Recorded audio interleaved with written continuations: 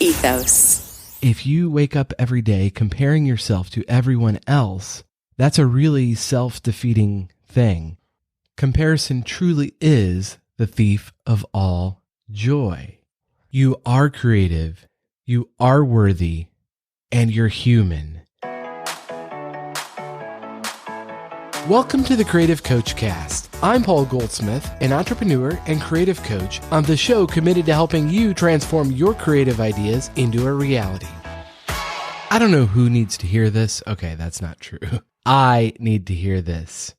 You're not perfect, and that's okay. Just do the thing that you want to do. It doesn't need to be perfect.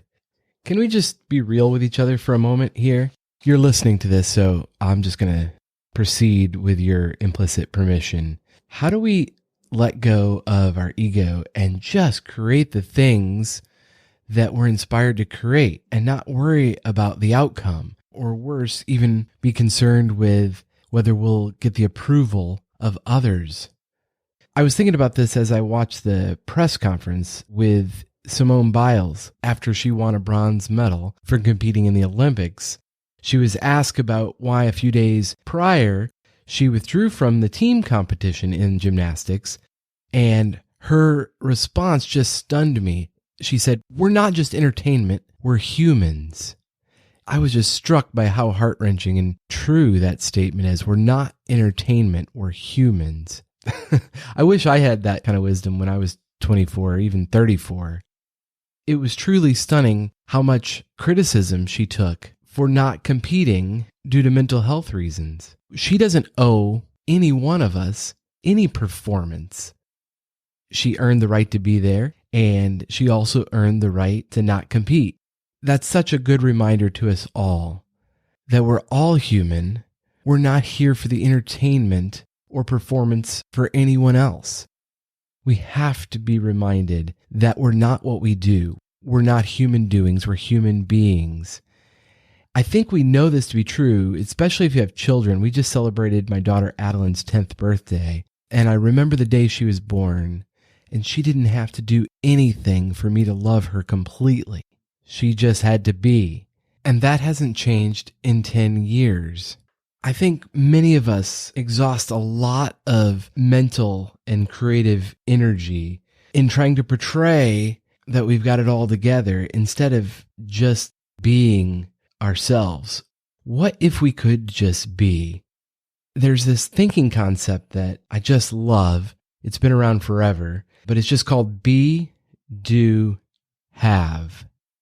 In our society, so often we get it backwards with have, do, be. If I have more money, then I can buy more stuff and then I'll be happy. We may even believe that if we do something like pursue our crazy idea, our creative passion, then we'll truly be who we want to be. And I just think that gets it all wrong. It starts with knowing who you are. You are an imperfect human, and you belong. You don't have to earn your approval from anyone else. What if we were just to enjoy the journey that is life, our creative journey? There's a great quote from Mother Teresa, and she said, "We're not called to be successful. We're called to be faithful."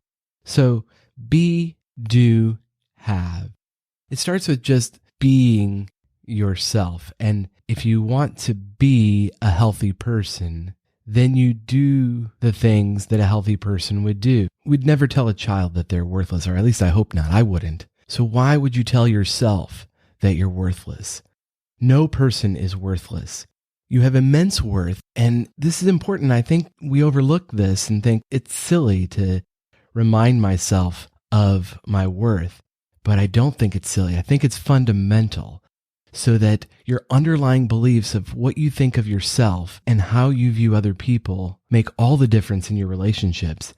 If you wake up every day comparing yourself to everyone else, that's a really self-defeating thing. Comparison truly is the thief of all joy. You are creative, you are worthy, and you're human. So each day, you're free to make mistakes. You're free to be yourself and not worry about what everybody else thinks of your performance. but just show up.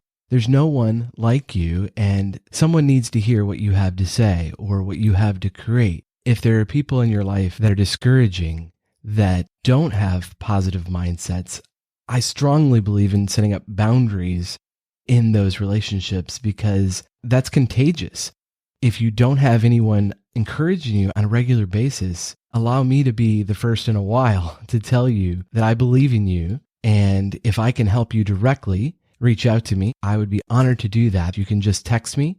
The number's 559-574-3210. So let me ask you this. What would you do if you were not afraid? Do you believe that you're creative? If not, why? Examine your underlying beliefs about yourself. Just as you wouldn't tell a child they're worthless, why would you tell yourself that? It goes back to the beliefs we have about ourselves. You are creative. What would you create if you were not afraid? And what are you afraid of? You're not just here for anyone's entertainment. You're human. Thanks for that reminder, Simone. I'll talk to you next time. Thank you for listening to the Creative Coach Cast. I hope this has been beneficial. And if you like it, please review it and rate it. That way others can find it. And we'll talk to you next time.